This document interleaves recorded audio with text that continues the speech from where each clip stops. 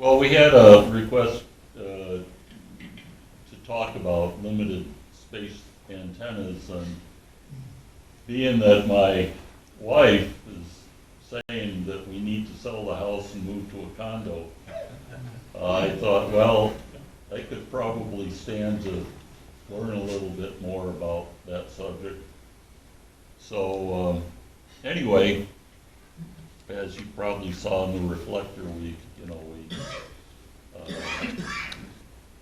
thought we'd do a little discussion of this, and I went out and I tried to find various articles and whatnot, and there's a whole gob of information on the ARRL website. So everything I got is pretty much from them. But I remember when I was a kid, Ham's talking about loading up a bed spring. I never tried that, but apparently you can do it. Metal gutters and downspouts, flagpoles, laundry lines, metal fencing. Now, I have used metal fencing. Indoor-outdoor wires, tin roofs, helically wound. There's a really good article on QST about a guy that made a helically wound antenna, horizontally polarized, and mounted it outside his window and had good results with it. And of course, the various balcony and windowsill mounted antennas. So there's a whole scat of them. The wire antennas I found basically fell into three groups. Your random length, which can be mounted horizontally, vertically, or a combination. End fed with a loading coil, which I know many of us have got, like that PAR end fed antenna. And then of course your dipole. The random lengths are pretty popular. You can mount them indoors and outdoors, but they're going to require a tuner, and they're going to require some sort of ground. And there's quite a main point about them, that they may not work at all frequencies due to the length that the antenna is cut to, or the length of your counterpoise. So it might require some experimenting, but overall they're favorably reported on. Now, end feds, you can purchase those ready-made, and they're distinguished by having some kind of a loading mechanism at the one end. And again, you can mount those horizontally, vertically, or in a combination. But they're going to require a counterpoise as well most of the time, and they might require a tuner. So here's a PAR fed, and you can see that they've got a model that's only 41 feet long, which you could snake around inside of an apartment or something without too much trouble. That handles 25 watts only. And then Vibroplex has got a popular one, but that's considerably longer, 74 feet, and you're going to have some kind of a counterpoise with that. There's a number of other manufacturers out there as well making similar type antennas. That brings us to the dipole. It's probably the most common, and you can get a dipole strung inside. I've done those with a really thin wire, about number 26 magnetic wire, and I fed it with twin lead, which worked out pretty good. But you're likely going to need a tuner, and if you do it inside, well, then you've got the structure and the wiring, to deal with, the interaction with that. And so you're going to need to experiment with it. A while back I needed to get a 30-meter antenna going, so I made a dipole, and while this isn't real limited in space because it is a full 30-meter dipole, I strung it around my deck railing, and you can see I've got some standoffs I made, and there's another shot of it. Now, what's I found interesting was that while I could get the dipole, when I trimmed it down, I could get it, you know, pretty close to 2-to-1. I couldn't get it to 2-to-1 when it was run adjacent to the deck railing. So I ended up running it into a tuner that I patched together from some junk parts. And this is my whisper antenna. And it works really surprisingly well. Now with anything you're going to need a ground. And earth ground is best. Cold water pipe is good if you live, you know, like on the first floor, you know, but if you get up, try to use it on the second or third floor, it becomes less usable. And you might think that a copper pipe coming right out of the ground is a good ground, but I can tell you from experience at work that people that live near WCCO in Coon Rapids, they have 10 to 15 volts on their cold water pipe coming out of the ground. And I learned that back in the 80s when none of their Betamaxes would work. So anyway, so if you live up, you know, up a couple floors, then you're looking at wire on the floor. Now that will help, but it's going to require experimentation, and it may still not be what you need. Now in that case, there are what they call artificial grounds, and you've probably seen these from MFJ. Now these aren't truly an artificial ground. What you do is you hook your counterpoise to it, so maybe that's running under your rug or something, whatever. And then you tune it to improve the ground, but it does not take place of the ground. This is for low power, and then this one here, they've made since 1988, and there's a nice review by Doug DeMaw back in 1988 when it was released, if you want to learn more about it. And he explains that, yeah, it doesn't take the place of the ground, but if you've got any hot equipment or something like that, it's going to help you with that and help you achieve a little better counterpoise. Well, so much for wire antennas. What about other types? Well, this one I thought, when I saw this, I thought of Mike, because he's like the ham stick expert, and that's pretty simple right there.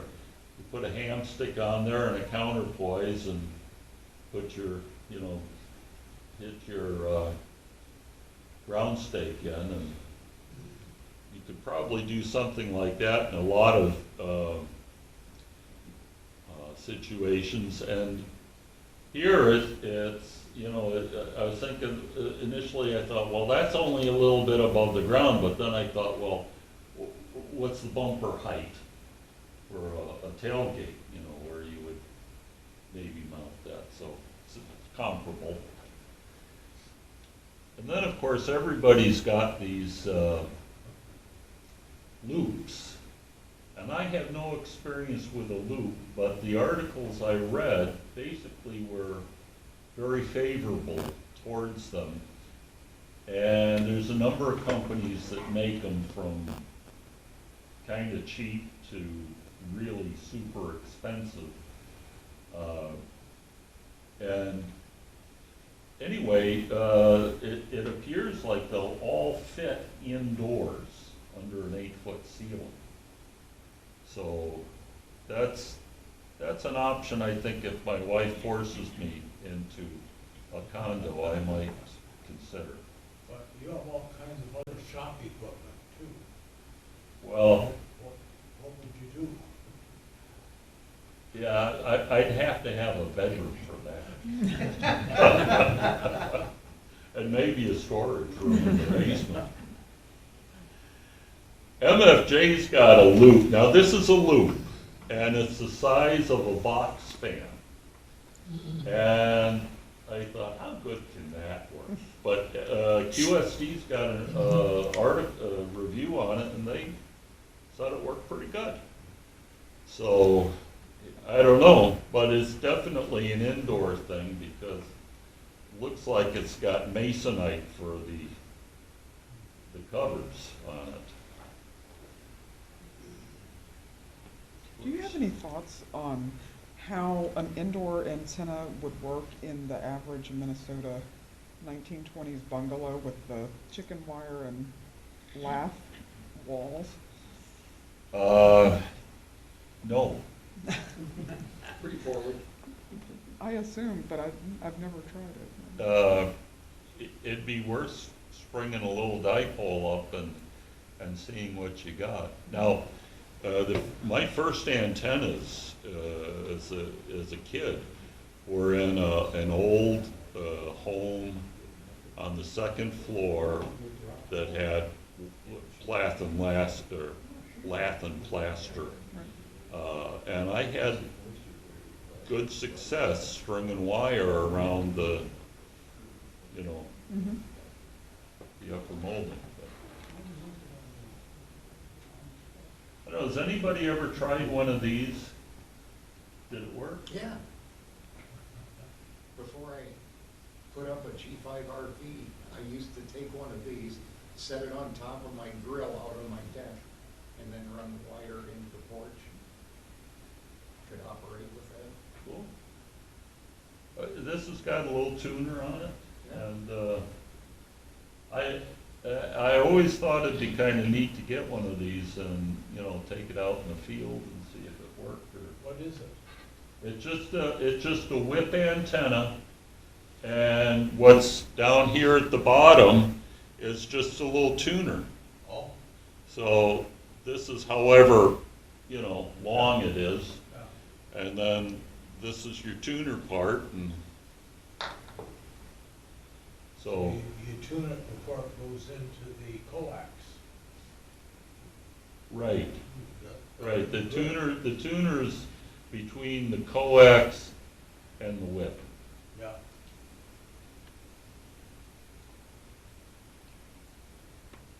This, there's just a whole bunch of articles about building these from, I think the earliest one I found was from 1964, and they really haven't changed any. It's just a whip with your loading coil and then some kind of a mount to get it on your windowsill or balcony or something like that. These are very favorably reported. So I didn't have very good luck with it. didn't have good luck. No. And I will tell you that the clip that's used for tuning that they give you is no good. I ended up getting a little Pomona clip and used that. Now, where'd you get yours from? MFJ. MFJ. Well, I see one of these in my future to try anyway. Well, they worked kind of okay, just that wasn't what I was hoping for. Question, on these artificial grounds, I have one, and I've never screwed around with it, but I don't see why you couldn't take any tuner, and as long as you use single wire with banana plugs, use that as an artificial ground. You are right, and if you look at, if you read the Doug DeMont article in QST, he gives you a full schematic of what's in that box. And it is nothing more than a tuner. That's pretty much what it is. But you'd want to look at that schematic, I think. And I got no way to get a hold of that, but if you do use a tuner for an artificial ground, you have to use a single wire, probably with a banana plug on it. You don't want to try and use anything with PLs. With what? With a, what is it, PL 230? 259? Yeah. Yeah, well, they are for a single wire. Yeah, because you short it out. Yeah. It's like, what it is, it's like a tuner for a random wire antenna. That's what it looked like to me when I looked at the schematic. This one here, it's a buddy pole. I don't know if anybody's got a buddy pole, but they have them in several sizes. And one of the sizes is a size that would fit, you could get that into a room inside, indoors. And again, the reviews on them in QST anyway were pretty favorable. Of course, the full-size buddy pole is pretty full-size, but they make a small one, which looks very attractive, which if you were on a ground floor, you could take it out and, you know, set it on your patio or something like that, and then bring it in when you were done. But those are pretty much the various limited space type antennas that I found. And at the end of the slides, I've got all of the pertinent QST articles in case anybody wants to, you know, check any of them out. So that's all I got, but Harry's got some to share. Is anybody here familiar with SimSmith or SimNet? So, if anyone was, I wouldn't go any further with it because I'd make a fool of myself, but since nobody knows what I'm talking about, I'm free to go. Is that an antenna simulator? Well, that's what I use it for, essentially, but, when you use an antenna analyzer, and I have one that I can calibrate for the end of, your nano VNAs, you can calibrate for the end of your coax.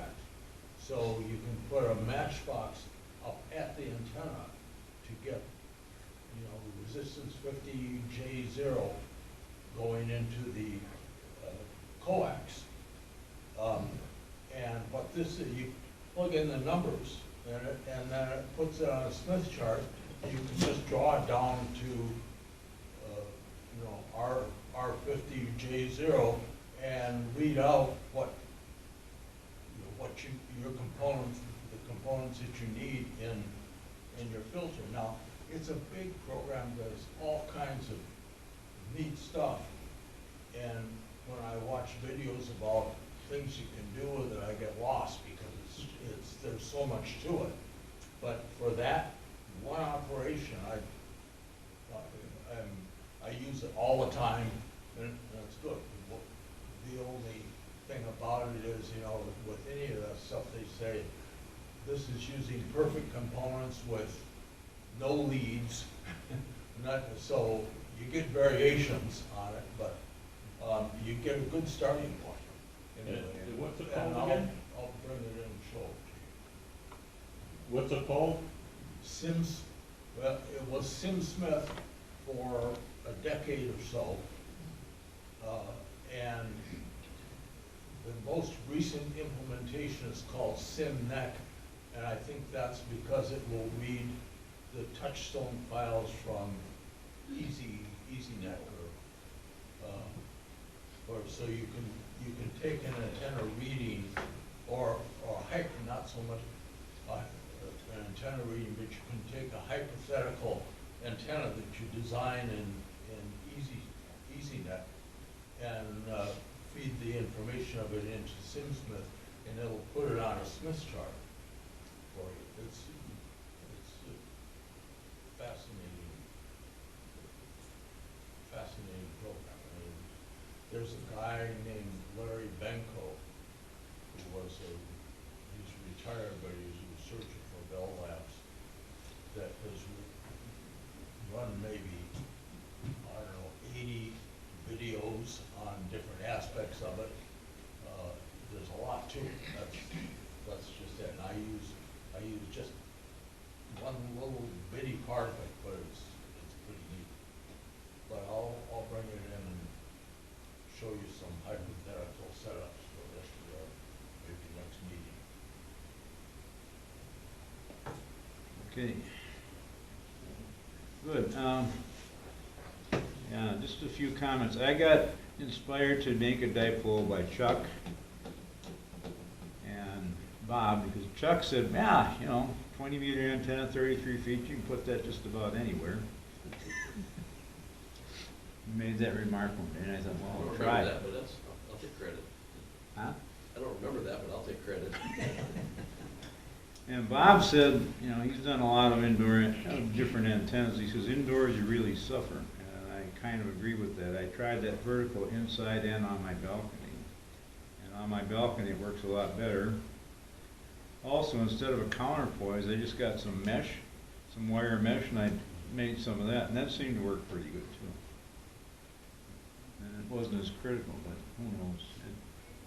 It never has made me really happy, but it worked kind of. All right, so this is the center, and I got this antenna up late, and I worked on it through the summer, and I got it up late, and it was getting cold. I had this, I was going to put a balun in there, and I tried to put in one real quick, and it made life a lot worse, so I took it out.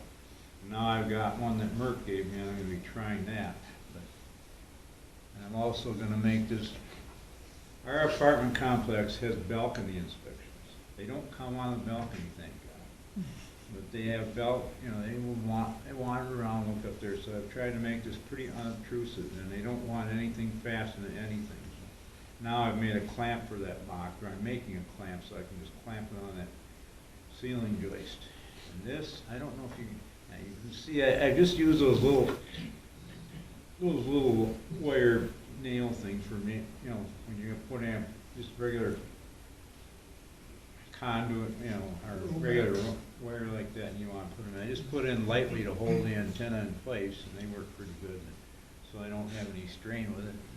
This is on the other side, and then it goes on, it comes down on that beam there, and it goes over to there on one side. And on this side, it comes down here, and it kind of goes back to the front of the antenna. I've tried various combinations. I'll be trying more.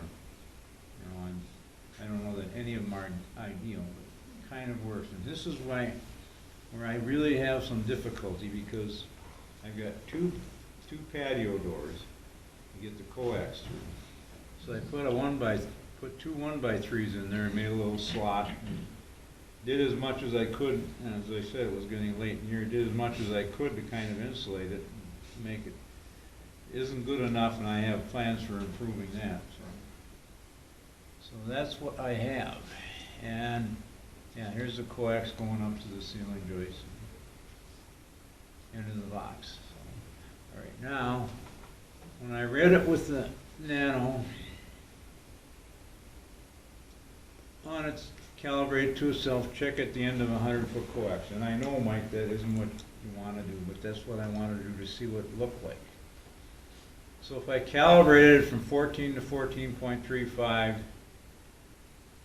at 14.15 I would get 52.4 and about 881 picofarads. SWR said 1.3. At 14.04, which is just about FT8 frequency, I think, would get SWR of 1.5. Wider bandwidth for different results, but not important. When I put it on the end of the actual antenna, I calibrated it to the end of a short coax and put it on the actual antenna. Then I got an SWR of 1.7 at 14.15 and 1.92 at 14.04. That's on the actual antenna. But in both cases, it's less than 2. So again, the long cable, long coax does screw it up, or make the SWR look better. But that's what I have. It isn't terrible, but I will say, here's from my Zygu. You can see it. The SWR reading on that is heading down towards 0, right in the middle of 20. And here, kind of what the Smith looks like. And just so you know, there it is, 0.1 right at 14.03 megahertz, and you can see it's on a little curve like that. And on that case, it's 63.1 ohms and 502 picofarads. And yeah, here's another SWR. Whisper data, I did a lot of whispering with it, and I wanted to get on to FT8. The reason I have not gone to sideband is because I don't hear that much on 20. I just don't. I hear one side of a conversation. And I don't actually hear a lot of operation at all. Now, I don't know if my antenna is just that bad for. I'll have more comments on that when I talk about the whisper. But on 20 meter test, 12, I did most of them 12 hours during the day because after 8 o'clock, 20 died. I guess that's not. Now I did a lot of looking because you look at when you look at the map, it looks like wow, I got to Europe, I got to Australia. Yeah, I did get 1 or 2 hits out there. Most frequency distances are under 2,000 miles. Second most frequent under 4,500 miles. 66% of the minimum range contacts were greater than 200 miles. So it's kind of a spotty thing. 33%. I did get a few of 9 to 17 miles, all for when I was receiving. My transmit power was 1 watt. Okay, now, let's see. I got just a few more things if I can find the spreadsheet. You looking for your spreadsheet? I got them. I'm just not Okay. used to your knob here. Is that Chewbacca? Huh? All right, this is, all right, this is not coming up now.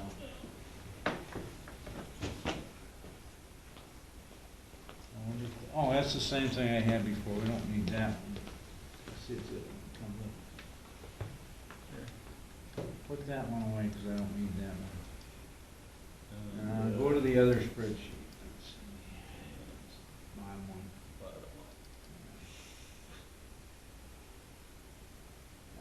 This is some kind of interesting stuff. I took the top 50% of my whisper results.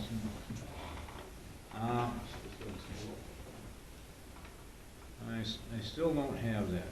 I don't know how to get there.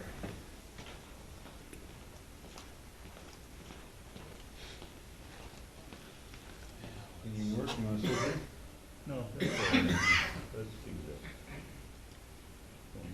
We pretty well finished.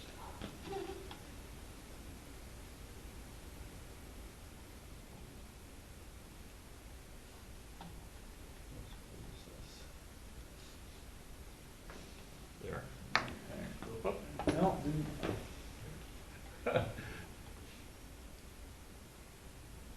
There we go. It's up there now. All right. Now, when I look at this, I found somebody had done a grid square map to kind of match the US, and I put some stuff on there.